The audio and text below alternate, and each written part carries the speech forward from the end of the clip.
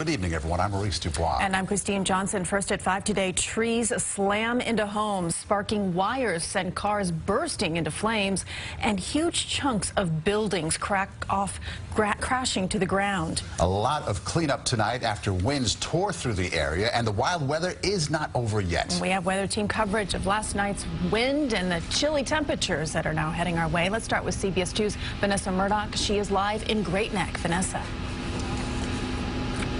Well, right now, crews are finally at work on this tree that fell around 10:30 last night. They're starting to cut it down. It fell onto power lines. The power has been out since last night. The caution tape is up, and this is a scene that repeats itself across much of the North Shore of Long Island tonight. In fact, in some spots, the situation is much worse. A mangled mess in Great Neck on Allenwood Road. An old maple uprooted by the near hurricane-force winds last night. It fell right onto power lines. My entire house was actually shaking. Josh Aronoff says the scene became chaotic. We heard fire trucks all around and people walking around with flashlights. In the light of day, he discovered shattered glass. His patio table demolished by the force of the monster storm. It raked the East Coast. The radar shows multiple lines exploding as the storm moved off to the northeast. It was actually a little scary. I thought something might, come through the doors, through the windows. It almost sounded like a hurricane. And in isolated spots, it looked like one did. Massapequa got hit hard. A downed power line sparked this inferno. 2 cars destroyed on New Hampshire Avenue. Both belong to Susan Cosgrove and her husband. All of a sudden, the windows started to glow orange, and I looked out the window.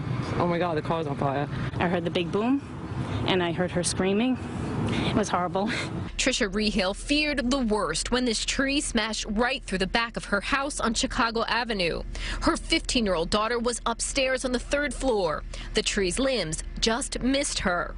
Came through the roof, straight down, right above her bed, and then through the side because of the shape of my house. She's fine. She was very shaken up last night. Her nerves rattled, like so many others across the tri-state area. I'm glad it's over.